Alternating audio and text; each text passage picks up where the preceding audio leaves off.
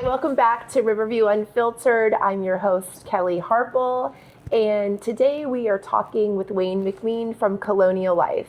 He is one of our trusted business partners in Stroll, and he is in 2 magazines here in Greater Chattanooga with us. He's been in the business a long time. We're going to ask him those unfiltered questions, unscripted. That's what we do best here on Riverview Unfiltered. We're going to get in a little personal, a little business, and talk about the insurance business, that very unsexy conversation that people don't like to have.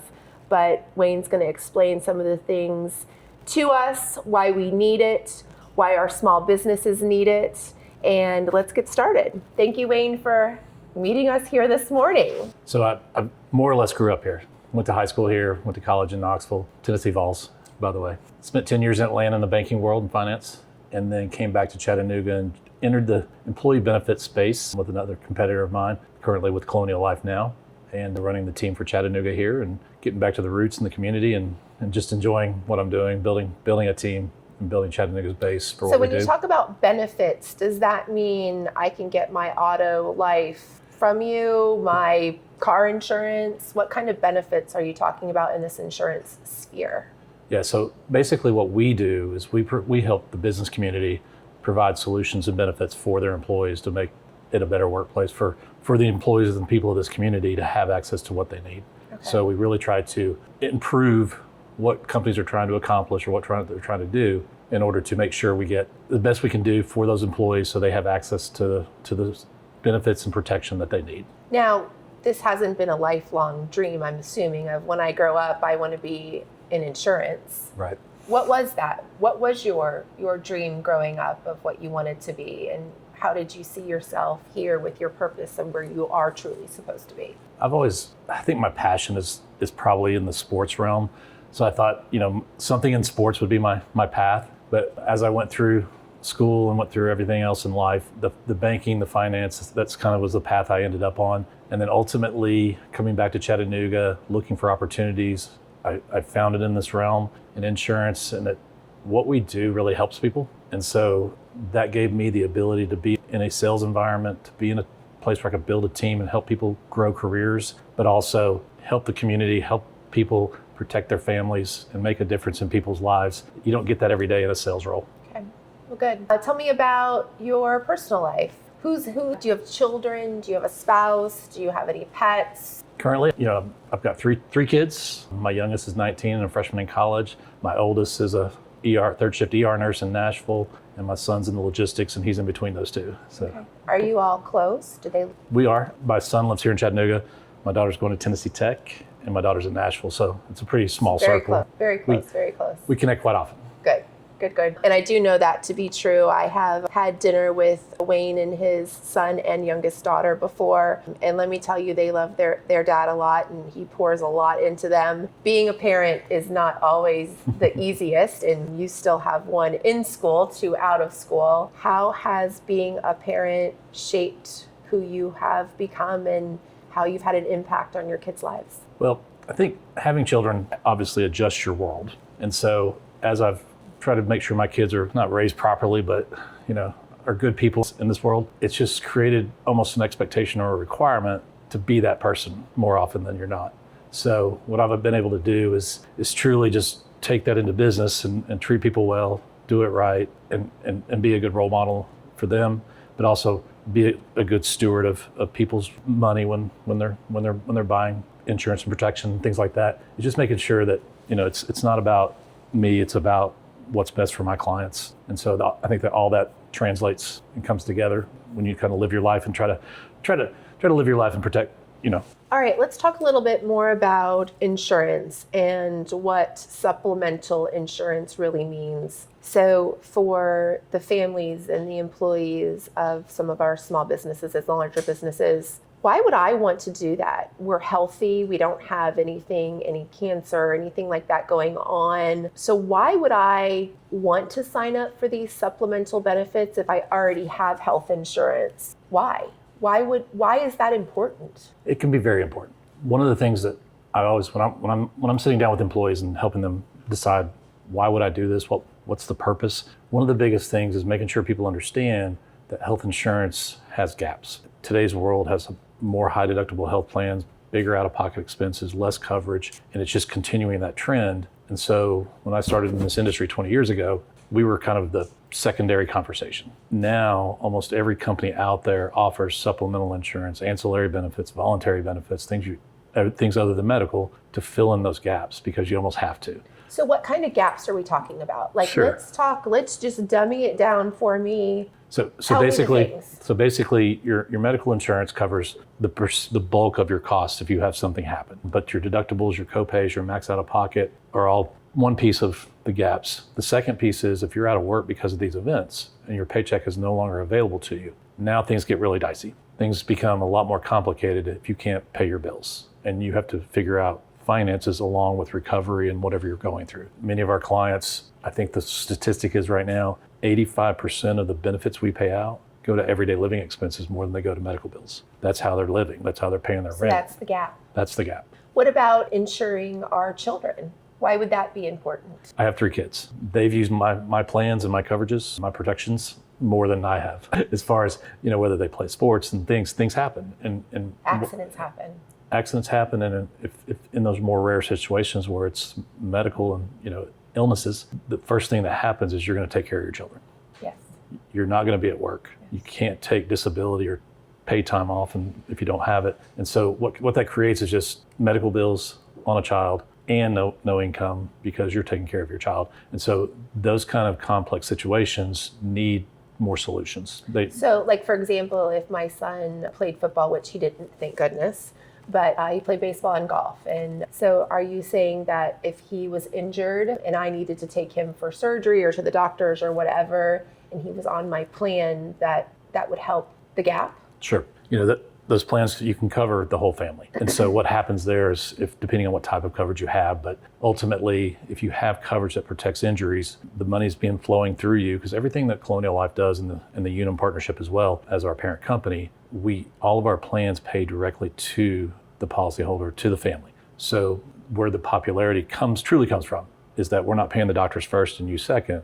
We are paying you first, and you decide how the money's utilized. And so if you're taking time off to take your child to the doctor, to the hospital, have surgery, sitting there for 3 days in the hospital, you're not working, your income's impacted, the medical bills are coming, minus whatever your health insurance covers. And you don't have to have health insurance to do what we do, but the more coverage you have, just the more whole you can be in a situation. So, well, health insurance these days is very expensive. So adding a supplemental policy on top of what we're already paying for our health coverage, what does that look like? Is it affordable for the wide spectrum of people that need it? I truly believe it is. Our plans are built to cover certain things, injuries, critical illnesses such as heart attacks and strokes and cancer, things like that. But it's not all lumped in together to make it one expensive policy. Okay. So you can carve out what your needs are. If you need disability to protect your paycheck and protect the income for your family, you can do that without doing anything else. And so you don't have to pay for a whole plan that does everything. It can be carved out to fit your needs. So it's the affordability is there. Our plan designs, our insurance, whatever you want to call it, is built to be used and built to be financially stable. Meaning you can file as many claims as you need to, and you're never going to get dropped. You're never going to get a rate increase. It's not like car insurance. It's not like health insurance. It's not like any other. Nobody likes insurance. No. Insurance is the devil for the most part. It is the devil. It's a dirty word. But we all need it. We're all not independently wealthy, so we have to insure things. So what that creates is people don't like insurance, but they do like what we do and how we do it. Well, let's talk about the people that may be quote unquote independently wealthy. So we're talking about the people that are making $30,000, $40,000, $50,000 a year, supporting a family of 3, 4, 5. But then what about the people that make $300,000, $400,000, $500,000 a year, but still want protection? Because I'm sorry, but the more money that you make, the more money that you spend, and it's going into different places. Sure. So is it going to be the same cost for someone that makes $40,000 a year to somebody that makes $400,000 a year? His income have nothing to do with it. Income impacts disability because we're protecting the paycheck or the revenue stream or the income flow. The bigger the income, the more it costs. Okay. Other than that, the price is the same for everybody. So what you get at the end is affordable coverage. And when I work with a lot of businesses, and the business owners are usually in a different realm than their hourly employees. The hourly employees need us more because they don't have the funds usually to cover a deductible, a max out of pocket, life's expenses coming at them. And let's be honest, half of America or more can't go a month without a paycheck. It's just, we're living month to month, we're living paycheck to paycheck. So it's more important for those hourly employees, but I have so many business owners, high-end, wealthy, not wealthy, but high-income earners, affluent earners, still see the value of our coverage, because if I'm going to deal with a serious event, cancer doesn't care if you're rich or poor, those kind of things, ultimately, that person, do they want to spend their savings to get through a serious event, or they rather spend a few dollars a week with us and have that protection coming in where there's money coming in to offset the out-of-pocket costs, regardless of your income stream. And I have a lot of business owners that participate just as much as their employees do. Okay. All right. Let's see here. Hi, Katie. Can you share a story about how in the last 20 years that you've been in this supplemental insurance sphere, how a story that's truly impacted you, where thank God we were able to help them. Thank God they signed up for this insurance. Thank God the business owner was able to do this. Is there a particular story that hits you hard and that stays with you of why this is a good thing? There's been, in my last 20 years, there's been a lot of events that I've seen or been personally involved with that have impacted people's lives. I think of simple ones, like one of my clients picked up short-term disability to protect his paycheck and picked up critical illness for the heart-related events. And within 12 months, he was using both policies and was out 6 months, multiple surgeries, and was pretty much being told by his doctors that he can't go back to work. These plans filled a huge void for him and his family. And it just creates those scenarios where it wasn't the stress. When you're trying to recover from something, the last thing you need is financial stress on top of it. If you can get to a more stress-free environment and worry about getting better, our plans don't solve the root problem, the health issues, but we can take some of the burden off of them, which creates a better environment to try to recover and fight. So I've seen that happen so many times. I've got a client right now, this week, I was just having a conversation with the CFO of this business, and he decided to pay for short-term disability for all the employees last year. That seems like a large expense. Like that's a great CFO. It was a fairly good expense compared to what he could have done, which is nothing, because our plans don't have to be paid for by the companies. They're voluntary. The employees pick and choose. They pay for it themselves. That's the way it's always been in our industry. But the reality is more and more companies are losing the ability to put medical in place, especially our smaller clients and our smaller business partners with less employees, because it's just not cost effective. Yeah. It's not working. And so that side needs solutions. It needs to be fixed. I don't know who's going to fix it, but businesses are more and more using our plans, which is, when we talk about our areas of protection, it's dental, vision, life, disability, short-term, long-term, accident, critical illness, medical bridge, your hospital supplement, and life insurance on the whole and term. But so we have a whole suite of products for people to choose from, and what that just gives the employees the ability to do in the business, they can contribute to some of those plans at a much lower cost than medical. It doesn't solve the health insurance problem, but when people have cash coming into themselves, regardless of their medical situation, it can make or break the finances of the family. So when this employer decided his lower income employees, they're a nonprofit, so they don't have all the resources. And not paying out a whole lot. If you work for a nonprofit, you're not getting paid a lot of money. Correct. And so these people have a tighter budget, so he's really trying to give them solutions, and the disability was his choice. And during that time, with a little over 40 employees, 3 of them were out with disabilities last year. That's a huge percentage. It is a huge percentage. And most likely, 1 of 3 might have participated in income protection, maybe 2, but probably 0, just because it is a plan that's, when you don't make a lot of money, you're like, I need an accident plan, or I need critical illness. It's more likely. It's more likely. So him just making that kind of decision and helping the business owners navigate those kind of decisions is what I do. And then ultimately, when he makes that decision, and I talked to him yesterday, and he was just so proud of himself, if nothing else. Yeah. And the employees appreciate what he's done, and they appreciate the value of those benefits. Do you think that helps with employee retention? Absolutely. I work a lot with the service industries, whether it's your plumbers, your electricians, your HVAC companies, mechanics, body shops, all those are the companies they're usually smaller. They usually don't have benefits, and they are the ones struggling to find talent in this workforce. And keep talent. If you attract it, great, but you got to keep it if you get it. And just adding on payroll, more payroll, increasing wages is usually never the solution for these companies. So they have to come up with alternative possibilities. And so what we do is when we sit down with a business like that, it's like a lot of my clients are trying to get to that next level. They want to be the bigger, better business, but they don't have the talent pool to take care of their clients to grow the business properly. And so they're all looking for talent, and all of them are looking for the same talent. And the expense that comes with bringing somebody new on board, and the cost of the cost of hiring and onboarding is a 5-figure. It's a 4 to 5 figure event depending on your industry. Then you've got have to have the ability to keep them long term. Then you have the cost of added payroll, which increases workman's comp, which increases your overall tax liability for payroll taxes. And so one of the strategies that my clients use a lot, and that's because we introduce it to them, is a defined contribution or a benefits bank or paying for coverage. You can call it whatever you want. Putting a benefits bank in or a defined contribution of X amount of dollars creates a fixed expense for the business. It creates a tax write-off for the business. It does not increase payroll taxes. It actually can reduce payroll taxes. And a simple 50-cent pay raise to an employee increases taxes, increases workman's comp because it's based on payroll. It just creates a bigger expense. And let's say you give an employee 50 cents an hour raise. That equates to $20. After taxes, it's more like 16. And that employee will absorb that into their life within 30 days, 60 days. The goodwill of it is gone and within 3 months. That same $20 a week could go towards something.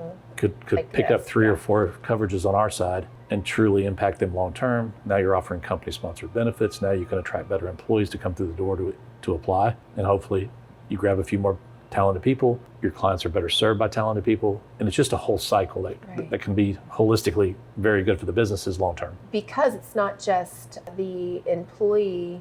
If they have children, sometimes are their children included on what is being paid out? Is it under 18 or things like that? What plans are included with that? So almost everything that we do can cover the children except for disability. That's your paycheck, that's you. But outside of that, everything else we do can cover a spouse, can cover kids, can cover family, depending on what your personal setup or structure is. And that to me is important. The kids are covered up to the age of 26. With the changes to the Affordable Care Act, everybody adjusted in our industry, even though we weren't bound by the Affordable Care Act because we're supplemental, we're not in the insurance. We're never going to get our children off payroll. I do have a few employees complain about that. I was like, well, you don't have to cover them, but they are covered up to the age of 26. And so it does give some flexibility. It allows some families to make sure their kids are protected longer before they get out on their own and don't have any coverage and maybe don't know the whys yet. And don't have the savings of, I've had an accident or an injury or... We're still invincible at certain ages. That's right. And life will teach us... Not ours right now, no. Life will teach us a little different story along the way, but until we get there, sometimes we don't know what we don't know. Right. And so one of the big things when my team sits down with a company and educates the employees, even the young ones that are on parents' insurance that don't really want to participate yet, we take the time to educate them on what the future is going to look like. As far as, hey, this is what this insurance is, this is how it works. And so it's just a slow education process over time. So when they do turn 26 and have to go out and find their own insurance for the first time, hopefully we've talked to them 1, 2, 3, or 4 or 5 times, and they truly... You've educated them. Hopefully they make better decisions because of it. Yeah. So what can happen? All right, let's talk a little bit about our great city of Chattanooga. You're from here. You live downtown here. We are in beautiful wine and martini bar, 50/50 wine and martini bar down here at the historic Choo Choo. If you haven't been here, please come. We are here in the morning. The owner has graciously allowed me to hold some events and this podcast, things like that here. But please do visit them when they are open. Amazing wine, martinis, things like that. So Wayne, tell me some of your favorite spots here in Chattanooga and what makes our town so special. Well, I think Chattanooga, I lived here when people wanted to get out of here, back in high school. When you went to college, when you went to UTC or somewhere else, you were coming to get an education and you were leaving as fast as possible. Over the last 30 plus years, this has become the destination, not the temporary spot for people. People all over the country are coming here in droves. They love Chattanooga. They hear about Chattanooga. They show up to Chattanooga. They stay in Chattanooga. It's true. And so the transformation of everything from the riverfront to south side to North Chat in that area, Ottawa expanding and booming, all the way up to Cleveland's growing like crazy. It's just, this whole area is just becoming so, and we became a food town. Like we became like a little culture city. Every time I go in and look for restaurants nearby to see, I have to because there's something new every day, it seems like. And so, I love. And not chains. Oh, There's not a whole lot of, especially here in greater downtown area. Yeah, greater downtown Chattanooga is got so many niche spots that, you got to try them all. And, you can't try them all because there's too many already. And it's just growing from there. And we just have so much different cultures and cuisines, and like the 50/50 wine bars, it's just a tremendous little area here, on Station Street. And so it creates just environments like this, little pockets all over the city. So if you want a different vibe, you can go, there are different vibes. You can go across the street. Just about. So I truly enjoy, I think a few years ago we were named Best Outdoor City in America. So you've got the rivers and the mountains and, and everything you want to do, from rock climbing, anything you want to do outside is available. You want to stay inside, it's available. There's a new hotel every month, it seems like, or every week. That comes with a new restaurant and bar. Exactly. And there's more rooftop bars now than anywhere else. So it's like, there's just a lot of, the energy of Chattanooga, the growth, the companies coming. I just saw where, Tennessee's trying to get Starbucks into Nashville from Seattle, like that. Just things like that across Tennessee are happening. And Chattanooga's a big part of that. Yeah. So tremendous growth and a lot of fun being here, especially downtown. Rapid fire. So This is this or that, quick answers. Don't think about it, just say it. So I've got a few questions here for you. Coffee or tea? Coffee. Early bird or night owl? Night owl. Red wine or white wine? White. Best advice you've been given? Work hard. One word your clients would use to describe you? Resourceful. Paper planner or phone calendar? Phone. Favorite local Chattanooga spot? State of confusion. Biggest myth about insurance in one sentence? It's not all bad. If you were not doing this insurance, what would you be doing? I would be working in the sports world somewhere. Okay. Beach trip or mountain weekend? Beach. One thing every business owner should stop putting off? Employee benefits. There you go.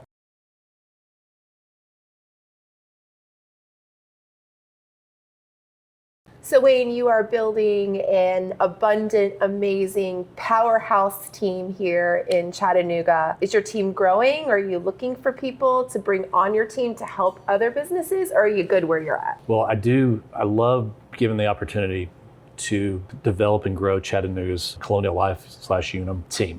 It's been an honor to do it. I've been doing it a year now. I'm growing it slow, which means what that means is I'm not hiring everybody to see if they can sell insurance. I am building a team of talented people that are community-based. What that means is they care about their people around them. They want to help the businesses in this community, help their employees. They want to grow something and be part of something bigger, and truly building a team environment that everybody would help everybody on the team. There's no silos. There's nothing. I won't hire the wrong person, at least not on purpose. So as we've grown this team, I do have plenty of room for growth organically, and if there's talent out there that wants to help me in my leadership team, I can do that. But ultimately, I'm looking for those people that want to get out in the community and help these businesses that are in their community be better. Okay. And what kind of background or skill does somebody that may want to have a conversation with you, what kind of skills or education do they need to have that conversation with you? I've always said I can teach insurance, I can teach sales. What I can't teach are the intangibles that make people good at what they do, no matter what they're doing. It's work ethic, it's drive, it's genuine care, authenticity, the ability to get up every day and go to work and just do what you need to do to own and run your business. And so that, to me, is those kind of intangibles. If I'm that person and I'm sitting behind a desk in a W-2 world, a corporate employee, and I feel like I'm lost, like I'm not fulfilling my purpose, those are the people that I look for on a daily basis, because given the right scenario, they're definitely going to have the freedom to let loose and truly do what they want to do. And like I said, once you get into our world and start truly helping people and impacting people's lives through claims and things like that, it just becomes a passion and not a job. And that's not for everybody. One thing you did say to me just now is I can teach anybody sales. So sales is kind of a dirty word these days, because sales seems sleazy or scammy or all of that. And I think that that's a misconception because we're selling every day, no matter what we do, ourselves, what we do, a restaurant, a whatnot. So it's more than sales, right? It's people. The beauty of our industry is when I left the banking world, I was not in sales. And people told me, nobody likes to be sold. No. And so avoid being a salesperson. And I'm like, okay, I'm not a salesperson. A shares person. But I am a salesperson. I'm not going to hide from it. Yeah. You know, but what I do brings value. People need it. It's not sitting on the shelf at Walmart where they can go purchase it. Yeah. So the businesses need us. They just aren't always ready for us. But that's a timing thing. Businesses need what we do. The employees are desperate for it because they need access to protections that will help their family and protect their family. So they're not worrying about what happens if I lose my income, what happens if I have an event. There's a lot of stress that employees are stressed. Yeah. Generally, we're all stressed in life a little bit. So if we can take those burdens off people, at least the financial pieces, and give them those peace of mind and that comfort, it's just a better workplace. And the businesses will be better for it. So I truly believe while we are selling, I will never say we're not selling something. We're really just bringing the products and services that people need and want to the people that need them. And that's just a different kind of sales cycle or sales career. You know, I'm not selling widgets. I'm not selling something I'm just trying to make money off of. I'm truly trying to impact people's lives, and I get compensated for that. It's a much different feel, especially if you're not a natural salesperson, because it's just you have this value to come to people in your community and help them, and it doesn't feel like sales. Now, one thing nobody likes to talk about or bring up is money. What is income potential for someone that may be interested in having a conversation with you? You know, our first year sales reps, they're going to make between 40 and 80. It depends on success. It depends on a few things. But if somebody just gives me a full work week every week, I mean, we're not talking overtime. We're not talking anything crazy. It's just come to work every day. A minimum probably is $50,000. Do you have an office? We don't. We do everything remotely right now. That's the beauty of kind of having the flexibility and having the access to virtual meetings and things like that. We keep the overhead a lot lower so that there's nobody's having to pay rent and do all the things. It just keeps us a little more lean and efficient. So $50,000 is not a bad wage for starting out in those kind of things. And what have some of your teammates in your 20 years, what have you seen some people go to as far as income and building wealth and things like that? Obviously, sticking around, you've been in the business 20 years, being a shares person, you know, but what does income and life of this career look like? So the best way I can kind of describe that is in sales, you're typically selling something and you have to have a new customer to make money. Most sales don't end after the sale, or and the revenue ends after the sale. In the insurance world, and why a lot of people get into the insurance world, it's about residual income and it's about building something. When I work with businesses, they drive revenue for me year after year because they hire new people, people adjust their benefits and what they need. And so companies normally have an open enrollment every year. So we have ways to drive revenue year after year from our clients instead of having to go find a new client every time. So after I build my business to a point where it's kind of at capacity, I don't have to sit there and, call it a grind. What's a lot of people's perception of sales is. I don't have to do that anymore. So for the last 15 plus years, I've not grinded in this industry. I've developed relationships. I've driven, opportunities from my clients, referring me to people they know that need know, like, and trust. Know, like, and trust. The Kelly Harpel effect. The Kelly Harpel effect, yes. And so, but then, in our world with Colonial Life and Unum, it's lifetime renewals. So we get paid for, the upfront for bringing a new client on board. But then every policy that we participate in is going to pay a little bit to us for the rest of our lives. And once you vest with these companies, it's lifetime renewals. So I told you I was in this industry for 20 years and I've been 1 year at Colonial. I'm literally got 19 years of revenue from my previous employer, and they pay me every month, and I'm working for somebody else. Yeah. And so not a bad gig. That flexibility to allow me to move over here and not worry about finances. I can do what I want. I can chase my passions. I can pursue hobbies that don't pay the bills, and it allows me and time off. You're basically your own boss. You're a 1099 employee, but you can travel. People have envied me over the last 20 years because I've got 3 kids that had every sporting event, every holiday party, you name it, and I didn't miss any of them. I have that flexibility to control my schedule. And so it's been wonderful to me that I wasn't sitting behind a desk. Yeah, every dads and donuts and every play and Every one of them. recital and soccer game. Yes. Never miss a moment. That's what it's about. And I talk to a lot of employees in these companies that I won't say they're stuck, but they don't feel like they're missing out because they can't get off work to go see their child's sporting event or whatever, or they can't take any vacations. And so just having flexibility and the opportunity to earn as much as I want